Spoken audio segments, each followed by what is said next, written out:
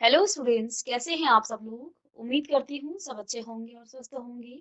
मैं Meena Rana ICT budget class में आपका स्वागत करती हूँ। स्टूडेंट्स, हम पढ़ रहे हैं क्लास 8 की हिंदी। इससे पहले प्रीवियस लेक्चर में हमने यहाँ पर संज्ञा के बारे में पढ़ा। संज्ञा के भेद हमने पढ़े और कुछ जातिवाचक संज्ञा को, सर्वनाम को, विशेषण को और क्रिया को हमने भाववाचक संज्ञा में बदला था। ठीक है। और संज्ञा की कुछ हमने यहाँ पर एक्सरसाइज भी सॉल्व की थी। आज की क्लास में हम पढ़ने वाले हैं लिंग यानी कि जेंडर। तो देखिए, संज्ञा के बाद हम लिंग क्यों पढ़ रहे हैं, क्योंकि संज्ञा के यहाँ पर 3 विकार बताए गए हैं। पहला है आपका लिंग, दूसरा है आपका कारक और तीसरा है आपका यहाँ पर दूसरा है यहाँ पर वचन और तीसरा है कारक। ठीक है। इसलिए संज्ञा के बाद आप लिंग को पढ़ रहे हैं, क्योंकि संज्ञा के बाद संज्ञा का ही ये विकार है। ठीक है। और लिंग क्या होता है, जेंडर क्या होता है, इसके बारे में हम आज की क्लास में पढ़ने वाले हैं। तो यहाँ पर देखिए आप, लिंग यानी कि जेंडर शब्द से किसी जिस शब्द से किसी व्यक्ति, वस्तु, प्राणी या स्त्री या पुरुष वाचक होने का बोध होता है उसे लिंग कहा जाता है। तो जब हम किसी व्यक्ति के बारे में बात करते हैं, किसी प्राणी के बारे में बात करते हैं, तो उसके स्त्री या पुरुष होने के जो बोध कराता है उसी को लिंग कहा जाता है। ठीक है। यहाँ पर हम क्या कह रहे हैं और कि जो लिंग है, लिंग का अर्थ होता है चिन्ह। तो हिंदी में लिंग जो है 2 प्रकार के होते हैं। काइंड ऑफ जेंडर कितने होते हैं? 2 होते हैं, पुल्लिंग और स्त्रीलिंग। तो 2 यहाँ पर लिंग होते हैं, पुल्लिंग और स्त्रीलिंग। अब जैसे राम, लड़का, राजा, घोड़ा, हाथी, सिंह, बकरी, ये सभी आपके किस में हैं? ये सभी आपके पुल्लिंग में हैं। ये सभी उपयुक्त शब्द जो हैं पुरुष वर्ग का बोध कराते हैं, इसलिए इनको क्या कहा जाता है? इनको पुल्लिंग कहते हैं। अब यहाँ पर दूसरा देखिए, सीता, लड़की, गाय, रानी, घोड़ी, हथनी, सिंहनी, बकरी आदि ये सभी जो है स्त्री जाति का बोध कर रहे हैं। तो यहाँ पर ये जो है उपयुक्त शब्द सभी स्त्री वर्ग का बोध कराते हैं, इन्हें स्त्रीलिंग कहा जाता है। अब यहाँ पर कुछ और चीजें क्या हैं कि निर्जीव या अचेतन पदार्थ भी पुल्लिंग या स्त्रीलिंग होते हैं। ऐसा नहीं है कि जो निर्जीव है उनका बोध भी हम कहीं ना कहीं पुल्लिंग और स्त्रीलिंग के लिए भी करते हैं। अब यहाँ पर देखिए, जैसे आपका पत्थर हो गया, पहाड़, घर आदि, ये पुल्लिंग का बोध करते हैं। ऐसे ही कुछ और शब्द हैं, सड़क, रस्सी, लड़की, ये सभी लकड़ी, ये सभी स्त्रीलिंग का बोध कर रहे हैं। ठीक है। अब इनको कैसे पहचानते हैं? तो यहाँ पर एक डेफिनेशन, यहाँ पर एक परिभाषा दे रखी है कि लिंग की पहचान तथा परिवर्तन के सामान्य नियम, यानी कि लिंग को आप कैसे पहचान सकते हैं। अब देखिए, जो आपको डायरेक्ट स्त्रीलिंग और पुल्लिंग में दे रखा है तो इनको तो आप पहचान लेंगे, जैसे लड़की हो गया, रानी हो गया, घोड़ी हो गया, हथनी हो गया। तो इनसे तो इनके शब्दों से ही आपको पता चल रहा है कि ये स्त्रीलिंग है। लेकिन अगर आपके सामने कोई निर्जीव वस्तु है और उसको आपने बताना है कि वो स्त्रीलिंग है या पुल्लिंग है, तो इनकी पहचान करने के कुछ नियम हैं और वो नियम हम यहाँ पर पढ़ने वाले हैं। देखिए, जिन शब्दों के अंत में आ, पा और पन रहता है, क्या क्या रहता है? आ, पा या पन रहता है, वे प्राय पुल्लिंग में होते हैं। क्या क्या? आ, पा और पन। ध्यान देंगे, यदि किसी शब्द के लास्ट में, अंत में आ, पा या पन रहता है तो वो हमेशा पुल्लिंग में होते हैं। लेकिन देखिए, जैसे खाना, दाना, बुढ़ापा, मोटापन, ऐसे ही बचपन आदि सभी जो है क्या है? ये पुल्लिंग है। लेकिन कुछ यहाँ पर अपवाद है। अपवाद का मतलब क्या है? ये इस नियम को फॉलो नहीं करते हैं। ये जो नियम हम कह रहे हैं ना कि आ, पा और पन, ये पुल्लिंग होंगे। ये जो शब्द हैं अपवाद, ये इनकी इनके ये जो है इसको फॉलो नहीं करते हैं, इसको ये नहीं इसको करते हैं क्या फॉलो। देखिए, जैसे यहाँ पर जटा, तो जटा जो है स्त्रीलिंग है, जरा आपका स्त्रीलिंग है, माला आपका स्त्रीलिंग है, आदि शब्द जो है स्त्रीलिंग है। यानी कि इन अपवादों को छोड़कर बाकी सभी शब्द में यदि आ जाए, पा आ जाए या पन आ जाए तो वो प्राय जो है किसमें होते हैं? वो प्राय पुल्लिंग में होते हैं। अपवादों को आप याद कर लेंगे और बाकी नियम आपको पता है। यदि अंत में आ, पा और पन आता है तो वो पुल्लिंग में होगा। जटा, जरा, माला कुछ ऐसे शब्द हैं जो कि स्त्रीलिंग में होते हैं। अब यहाँ पर और देखिए, जिन शब्दों के अंत में ई, या, वट, हट होता है वे प्राय स्त्रीलिंग में। ई का मतलब यहाँ पर बड़ी ई की मात्रा से है। मात्राएं आपने पढ़ी है वर्ण में, ई क्या होता है, बड़ी ई की मात्रा कैसे आप लगाते हैं, किसी यदि क में आप बड़ी ई की मात्रा लगाए तो ये इस प्रकार से लगती है, तो ई की मात्रा आप ऐसे लगाएंगे, ठीक है ना, किसी में भी। या वट हट होता है तो वे प्राय स्त्रीलिंग में होते हैं। जैसे लड़की बड़ी ई की मात्रा आई, लकड़ी बड़ी ई की मात्रा आई, नदी बड़ी ई की मात्रा, कुटिया या आया, या टी या टी ई छोटी ई की मात्रा, टी का मतलब छोटी ई की मात्रा, ई या मिलावट वट आया, ऐसे ही थकावट वट आया, घबराहट हट आया, ये सभी जो है किसमें होंगे, ये प्राय स्त्रीलिंग में होते हैं। प्राय कुछ शब्द अपवाद भी हैं, इनको ध्यान देखेंगे कि हमेशा नहीं, लेकिन कुछ शब्द अपवाद भी यहाँ पर है। जैसे आपका यहाँ पर हो गया मोती, मोती आपका किसमें आ जाता है, मोती आपका पुल्लिंग में आ जाता है। ऐसे ही पानी, फिर आएगा दही, घी आदि पुल्लिंग होते हैं, ये सभी जो है पुल्लिंग होते हैं, ठीक है। इनके अपवादों को आप जल्दी से इन नियमों को लिख लेंगे यहाँ से कि लिंग की पहचान तथा परिवर्तन के सामान्य नियम हैं, ठीक है, उनको आप कैसे पहचान सकते हो। तो पहला नियम आपको लिखना है, पहला नियम है आपका यहाँ पर नियम फर्स्ट और नियम सेकंड। पहले नियम में क्या कहा गया है कि जिन शब्दों के अंत में आ पा पन आता है वे प्राय पुल्लिंग होते हैं, जैसे कि यहाँ पर कुछ उदाहरण भी दे रखे हैं। साथ ही साथ अपवाद भी आप जरूर लिख लेंगे, और अपवाद में और शब्द भी आते हैं, ऐसा नहीं कि इतने आधे लिखा है तो इसमें और शब्द भी आएंगे। ऐसे ही जो नियम 2 है वो क्या कह रहा है कि जिन शब्दों के अंत में ई बड़ी ई इया यानी कि छोटी ई की मात्रा होगी उसमें या लगा होगा, वट या हट होता है वो प्राय प्राय स्त्रीलिंग होते हैं, प्राय को ध्यान देंगे, हमेशा नहीं, ठीक है। तो जैसे यहाँ पर कुछ शब्द दिए हैं और इनके भी कुछ अपवाद दे रखे हैं, तो जल्दी से इसे नोट डाउन कर लेंगे कि लिंग क्या है, लिंग के कितने भेद हैं, और लिंग कितने होते हैं, और लिंग में यहाँ पर आप किस प्रकार से आप लिंगों को पहचान सकते हैं, उसके कुछ नियम है, 2 नियम है, 2 नियमों को लिख लीजिए जल्दी से।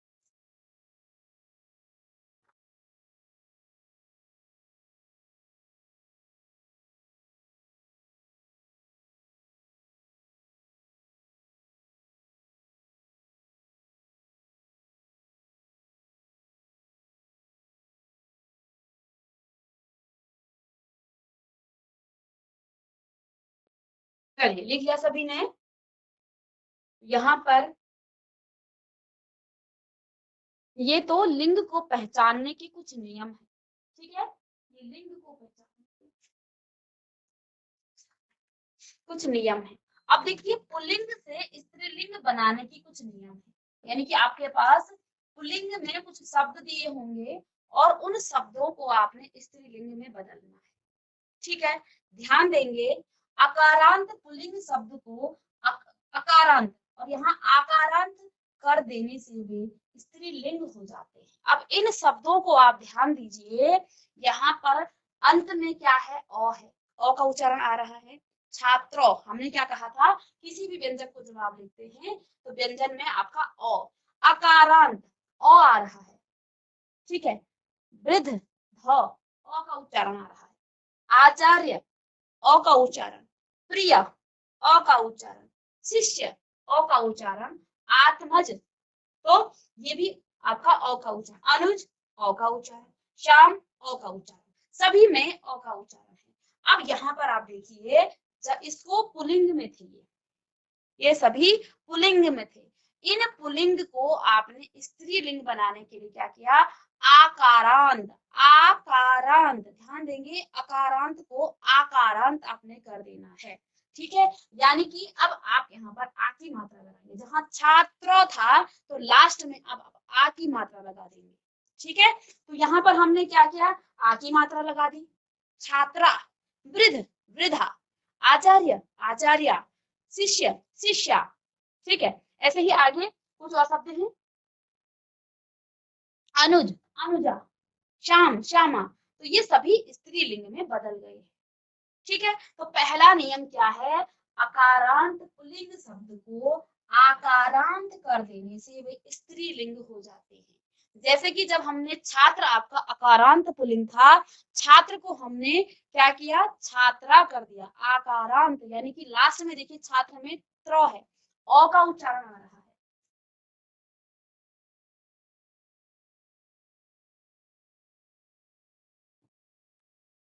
छात्र, तो ये अ का उच्चारण कर रहा है। ठीक है, इसी अ को यदि हम छात्रा कर दें, ये आपका स्त्रीलिंग में बदल जाता है ना। तो ये छात्रा आ की मात्रा लग गई इसमें। ऐसे ही वृद्ध था, अ का उच्चारण आया और वृद्धा हमने इसको कर दिया, तो ये आपका क्या हो गया है, ये आपका स्त्रीलिंग में बदल गया है।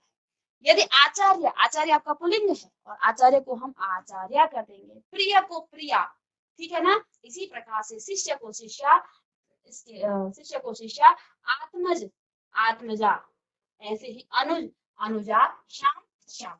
तो पहला नियम क्या है, अकारांत पुल्लिंग को आकारांत कर देने से भी स्त्रीलिंग में परिवर्तित हो जाते हैं। पहला नियम सभी बच्चे लिख लेंगे, इसको लिख लिया जल्दी से। अब दूसरा नियम क्या है यहाँ पर,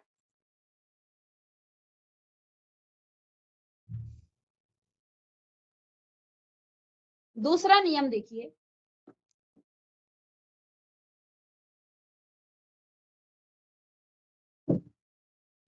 दूसरा नियम क्या कहता है, अकारांत एवं आकारांत शब्दों को इकारांत कर देने से वे स्त्रीलिंग हो जाते हैं। अब ये अकारांत और आकारांत क्या है, देखिए आ, लड़का, आ, ये आकारांत है, यानी कि शब्दों के अंत में यदि अ लगा हो, अ का उच्चारण आए तो उसको अकारांत कहा जाएगा। शब्दों के अंत में अंतिम शब्द जो है वो यदि आ का उच्चारण करता है तो उसको आकारांत कहा जाएगा। ठीक है ना। तो यहाँ पर लड़का ये है आपका आकारांत, दादा ये भी आकारांत, ब्राह्मण आकारांत, ऐसे ही साला, बेटा, ये सभी आपके क्या है, आकारांत और आकारांत। इसको एक दूसरे तरीके से आप इस तरह से समझ जाते हैं कि यदि किसी शब्द के लास्ट में आ की मात्रा या अ की मात्रा, अ की मात्रा का मतलब अ आई, आ या अ आए, तो उनको आप स्त्रीलिंग बनाते समय क्या कर देंगे, उन पर आप ईकारांत यानी कि बड़ी ई की मात्रा लगा देंगे। जहां अ और आ की मात्रा लगी है उसी में आप बड़ी ई की मात्रा लगा देते हैं, तो वो शब्द आपके स्त्रीलिंग में परिवर्तित हो जाते हैं। ठीक है, यदि आपको अकारांत और आकारांत नहीं समझ में आता है तो सिंपल सी बात क्या है कि शब्दों के अंत में यदि आ की मात्रा हो, यदि अ का उच्चारण हो, ठीक है, तो फिर उसको स्त्रीलिंग बनाते समय आप हमेशा उसमें बड़ी ई की मात्रा लगा दीजिए, वो तुरंत से आपका स्त्रीलिंग में बदल जाएगा। दूसरा नियम ये है। तो जैसे यहाँ पर लड़का था तो हमने बड़ी ई की मात्रा लगा दी लास्ट में, तो क्या हो गया, लड़की स्त्रीलिंग में बदल गया। दादा, आ की मात्रा, दादी बड़ी की मात्रा लगा दी, स्त्रीलिंग में बदल गया। ब्राह्मण, ब्राह्मणी, तो ये आपका स्त्रीलिंग में बदल गया, हमने सिर्फ और सिर्फ ई की मात्रा लगाई। इसके बाद साला, साली, तो ये सिर्फ और सिर्फ ई की मात्रा लगाने से स्त्रीलिंग में परिवर्तित हो गया। बेटा, आ था, लास्ट में देखिए आ की मात्रा है, बेटा, तो आ को भी क्या कर देते हैं, बड़ी ई की मात्रा लगा देते हैं, तो बेटा का बेटी हो जाएगा। मोटा, आ की मात्रा है, मोटी, घोड़ा, घोड़ी, आ की मात्रा, मुर्गा, आ की मात्रा है, ये रॉ का उच्चारण पहले होता है, लास्ट में तो गा आ है, ठीक है ना। तो मुर्गी, ठीक है, एक ही मात्रा लगानी है। पुत्र, पुत्री, तो देखिए कितनी आसानी से, यदि हमें नियम पता है तो कितनी आसानी से हम यहाँ पर पुल्लिंग को स्त्रीलिंग में परिवर्तित कर रहे हैं। पहला नियम क्या था, यदि किसी शब्द के लास्ट वर्ण में अ का उच्चारण है तो उसे आप क्या कर देंगे, आ की मात्रा लगा देंगे। जैसे पहले में आपने क्या किया, छात्र का छात्रा, आ की मात्रा लगाई सबने, वृद्ध का वृद्धा, आचार्य का आचार्य, तो ये शब्द आपके स्त्रीलिंग में बदल जाते हैं। इसी प्रकार से यदि आ की मात्रा हो या फिर आ की मात्रा हो तो इन शब्दों में आप ई की मात्रा लगा देते हैं। तो जैसे यहाँ पर पुत्र, पुत्री, चाचा, आ की मात्रा है तो चाची हो जाएगा। नर, औ की मात्रा तो नारी हो जाएगा। सब में ई की मात्रा लगा देंगे। काला, काली, भतीजा, भतीजी, मामा, मामी, तो कितने आसानी से इसका स्त्रीलिंग में परिवर्तित हो रहा है। मूंगा, गूंगा, गूंगी, बकरा, बकरी, टोप, टोपी, नाना, नानी, ये सभी आसानी से किसमें बदल गए हैं, स्त्रीलिंग में परिवर्तित हो गए हैं। ठीक है, इनको नियम को आप फटाफट से लिख लीजिए।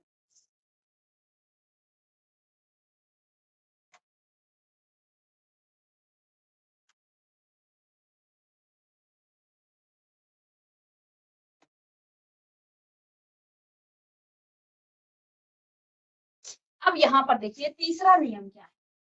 तीसरा नियम आप देखेंगे अकारांत पुल्लिंग शब्द में, अकारांत पुल्लिंग शब्द में। अब यहाँ पर आप देखिए अकारांत पुल्लिंग शब्द में आप क्या करेंगे, नी जोड़ देने से वे स्त्रीलिंग हो जाते हैं। ठीक है, अब यहाँ पर कौन कौन से शब्द हैं? शब्द देखिए मोर, हमने अब नी जोड़ना है, यानी कि नी ही लगेगा शब्द में। ठीक है, मोर, मोरनी। इसके बाद ऊंट, ऊंटनी। भील, भीलनी। राजपूत, राजपूतनी। शेर, शेरनी। नट, नटनी। जाट, जाटनी। सिंह, सिंहनी। तो यहाँ पर कितना सिंपल सा है, अकारांत पुल्लिंग शब्दों में नी जोड़ने से वे स्त्रीलिंग हो जाते हैं। तो जल्दी से इन 3 नियमों को लिख लेंगे।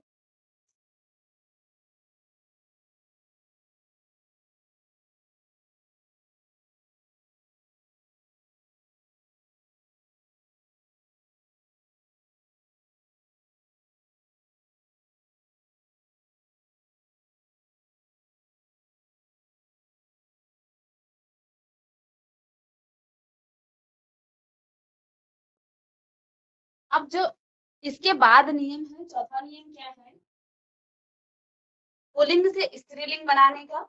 यहाँ पर देखिए जाति बोधक, यानी किसी जाति का जब कोई बोध कर रहा है, आपने इससे पहले जातिवाचक संज्ञा पढ़ा है, तो जाति बोधक पुल्लिंग। अब यहाँ पर सांप, जो सांप है ना, ये सांप जाति को यहाँ पर प्रदर्शित कर रहा है, साथ सांप जाति का यहाँ पर बोध कर रहा है।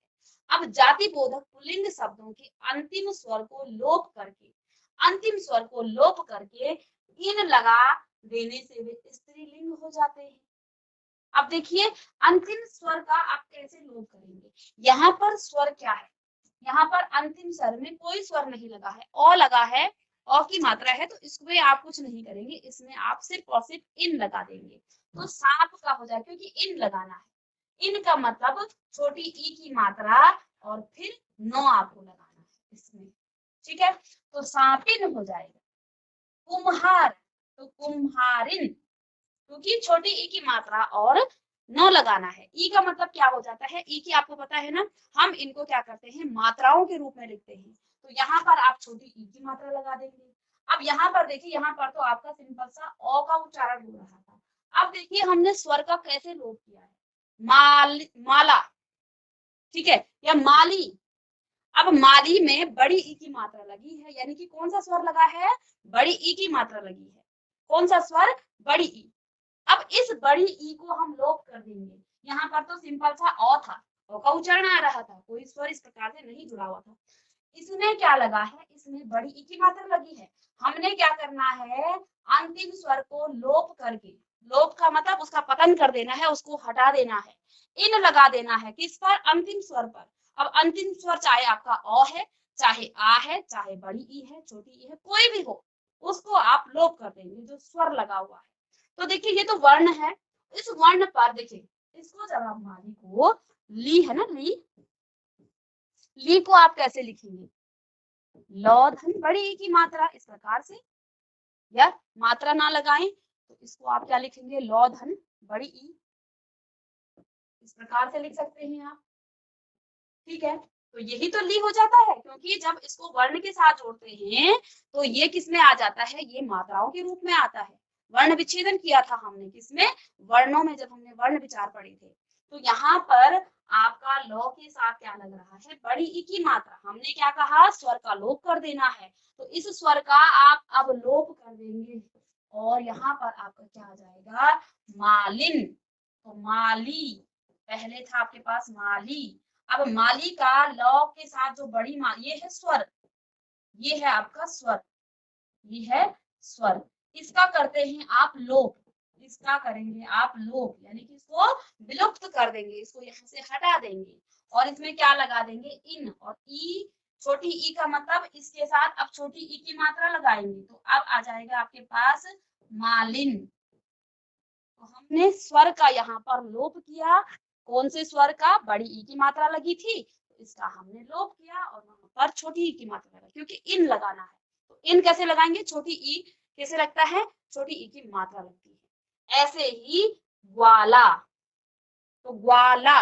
अब ला की मात्रा और अंतिम शब्द वर्ण के साथ, अंतिम वर्ण के साथ जो भी स्वर लगा है, यहाँ पर आ की मात्रा लगी, इसका लोप कर दीजिए और छोटी ई की मात्रा लगा दीजिए, तो ग्वालिन हो जाएगा। ठीक है, इसी प्रकार से नाग है तो यहाँ तो अ है, तो इसको कुछ भी लोप नहीं करना है, सीधे लगाएंगे नागिन। ऐसे ही सुनारिन तो रिन, सुनार रॉ लगा है तो सुनारिन, धोबी धोबिन, पुजारी पुजारिन। तो अंतिम स्वर का लोप कैसे करते हैं ये आपको समझ में आ गया होगा। स्वर का लोप करने का मतलब यहाँ पर जो भी स्वर की मात्रा लगी होगी उसका लोप कर देना है और उस वर्ण पर आपने छोटी ई की मात्रा लगाएंगे तो वो इन में आ जाएगा। ठीक है, जैसे सांप का सांपिन, कुम्हार का कुम्हारिन, माली का मालिन, ऐसे ही ग्वाला का ग्वालिन। आगे यहाँ पर क्या है, नाग का नागिन, सुनार का सुनारिन, धोबी का धोबिन, पुजारी का पुजारिन। तो ये वर्ड यहाँ पर आए।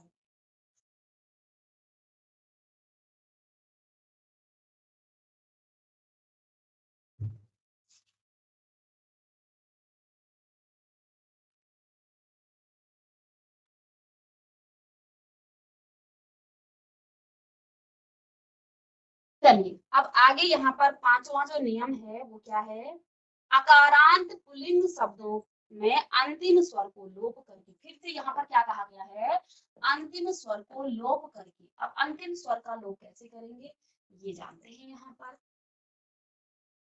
अंतिम स्वर का को लोप करके आनी लगा देने से वे स्त्रीलिंग हो जाते हैं।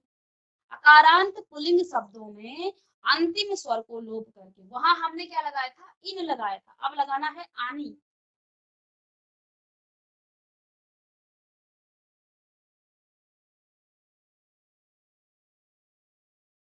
इनका मतलब क्या था, इनका मतलब क्या था, आपने छोटी ई की मात्रा लगानी थी और नौ लगाना था। अब आपको यहाँ पर लगाना है आनी। आनी का मतलब क्या है, आनी। तो पहले तो आप आ को कैसे जोड़ते हैं, आ को जोड़ने के लिए आप आ की मात्रा जोड़ते हैं किसी भी शब्द में, तो आपने क्या करना है, आनी लगाना है। तो यदि मैं यहाँ पर जेठ जैसे मैं कहूँ जेठ, जेठ, जेठ कोई शब्द है और आपको आनी लगाना है, तो जेठ में जब आप आनी जोड़ेंगे तो ये जेठ है ना जो थ, इसमें आ की मात्रा लग जाएगी, ये हो जाएगा जेठानी। ये हो जाएगा आपका जेठानी। क्या हो जाएगा, जेठानी, जेठ का जेठानी। इसी प्रकार से सेठ का सेठानी, देवर का देवरानी, क्योंकि आपको रॉ में आ की मात्रा लगानी है। जो ये अ है ना, ये आ है, इसको किस प्रकार से जोड़ा जाता है, मात्रा के साथ। हमने क्या कहा था, स्वरों को जब आप व्यंजन के साथ जोड़ते हैं तो मात्राओं के साथ जोड़ते हैं। ठीक है, ना कि पूरे जोड़ते हैं। अब ये तो स्वर नहीं है नी, तो इसको आप एज इट इज ऐसे ही लिखेंगे। ठीक है, देवर देवरानी, रॉ पर आ की मात्रा रा और नी लगाना है। ऐसे ही पंडित पंडितानी, तो पंडित तो पे आ की मात्रा लगाएंगे और नी तो लगाना ही है। ऐसे ही नौकर का नौकरानी। तो ये समझ में आपको आ गया होगा इतना। ठीक है, तो अकारांत पुल्लिंग शब्दों में अंतिम स्वर का लोप करके आनी लगा देने से वे स्त्रीलिंग हो जाते हैं। तो ये नियम भी आप ध्यान में रखेंगे कि यदि अंतिम शब्द है अकारांत पुल्लिंग तो उसका हम यहाँ पर स्वर का लोप कर देते हैं, स्वर का कर देते हैं लोप। क्योंकि यहाँ पर आप देख पा रहे हैं जेठ और सेठ में तो कोई स्वर नहीं है, अस्वर था। लेकिन जब चौधरी आपके पास था तो उस बड़ी ई की, देखिए यहाँ पर चौधरी जो शब्द है ना, यहाँ पर हमने इस री का क्या कर दिया है, लोप कर दिया है। सिर्फ और सिर्फ रॉ बचा और रॉ में हमने आनी लगा दिया। ठीक है ना, तो अंतिम मात्रा का लोप करना है और फिर उसमें लगाना है क्या, आनी। ओके, तो ये आपका हो जाएगा चौधरानी, पंडितानी, ठीक है, देवरानी, नौकर का नौकरानी। अब छठवां नियम क्या कहता है, जाति बोधक पुल्लिंग, यानी कि किसी जाति की बात कर रही है, जाति बोधक का मतलब किसी पूरी जाति की वो बात कर रही है, कर रहा है। पुल्लिंग हो के अंत में फिर से स्वर का लोप करके उसमें आइन लगा देते हैं। आइन का मतलब आ की मात्रा और इन। ठीक है, अब यहाँ पर देखेंगे आप, हलवाई क्या है, ये जाति बोधक शब्द है, ये किसी पूरी जाति को क्या करता है, बोध कर रहा है। हलवाई देखिए, दुनिया भर में जितने हलवाई हैं सभी हलवाइयों की बात हो रही है। चौधरी क्या है, कोई जाति है, तो ये भी एक जाति बोधक है। तो यहाँ पर चौधरी को भी आप क्या करेंगे, अब कैसे, अंतिम शब्द में अंतिम स्वर को आपने लोप कर देना, यानी कि उसको हटा देना है। तो यहाँ हलवाई में छोटी ई की मात्रा, बड़ी ई की मात्रा लगी है, लेकिन आपने इसका लोप कर देना है, हल वा इन, क्योंकि आपको यहाँ पर आ इन करना है, ठीक है ना। तो यहाँ पर आ इन कैसे हुआ, वा तो था ही पहले से और इन हो गया, हलवाइन, ठीक है। ऐसे ही चौधरी, इस बड़ी मात्रा को लोप करेंगे, चौधराइन, राइन, राइन, रा आइन, क्योंकि रा है इस पर आ लगाएंगे तो रा हो जाएगा। ठाकुर, रॉ, तो इस रॉ पर आइन लगाना है, तो इसमें तो आ की मात्रा आ जाएगी, ठाकुराइन, ठकुराइन, सॉरी ठकुराइन, ठीक है। ऐसे ही पंडित, पंडिताइन, नाई, नाइन, गुरु, गुराइन, तो ये शब्द आपके स्त्रीलिंग में परिवर्तित हो जाएंगे। जल्दी से इनको भी आप नोट डाउन कर लेंगे।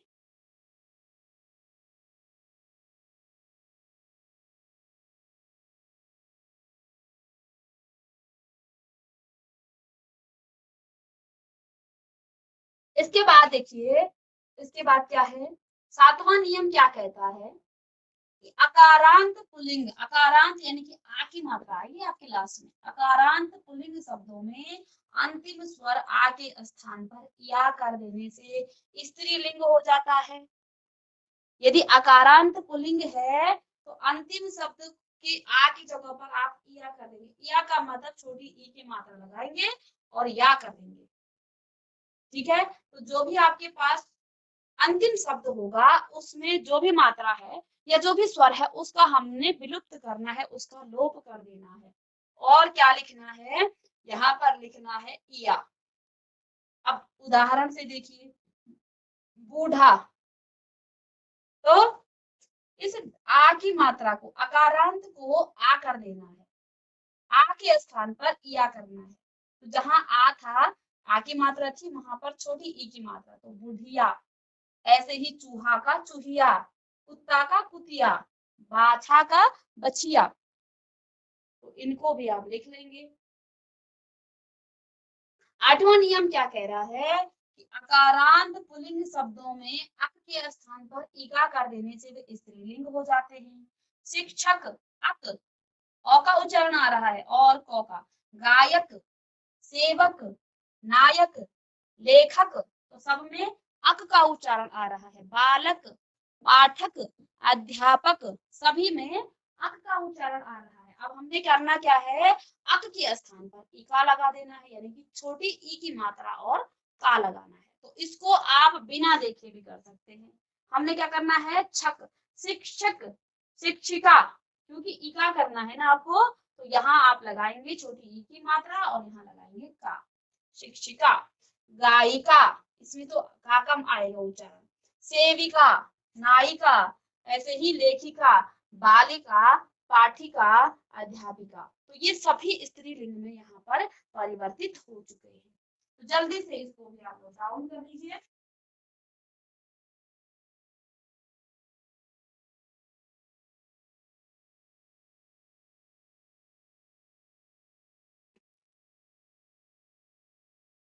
नौवां नियम क्या कह रहा है, वान से समाप्त होने वाले पुल्लिंग शब्दों में वती तथा मान से समाप्त होने वाले पुल्लिंग शब्द में मति, ठीक है, मति लगा देने से स्त्रीलिंग हो जाते हैं। क्या मतलब है इसका, यदि वान है, अब ये जो नौ है ना, ये हलंत के साथ है, तो यहाँ पर ये जो है और इसमें स्वर नहीं जुड़ा है। आपको बताया था कि आपके जो व्यंजन है वो स्वतंत्र रूप में हलंत के साथ होते हैं, और जब उनके साथ अ हम स्वर जोड़ देते हैं तो वो हलंत आपका हट जाता है। अब यदि इस प्रकार से आपके कुछ पुल्लिंग शब्द समाप्त हो रहे हैं वान से, तो आपने उनको वती कर देना है। जैसे भगवान लिखा है, भगवान को आप क्या लिखेंगे, भगवती, ठीक है, भगवान को वती करना है। ऐसे ही आयुष्मान लिखा है, क्या लिखा है? आयुष्मान। तो आप क्या लिखेंगे? आयुष्मती। क्या करना है? वती को, ठीक है ना, आपने वती कर देना है, ठीक है ना।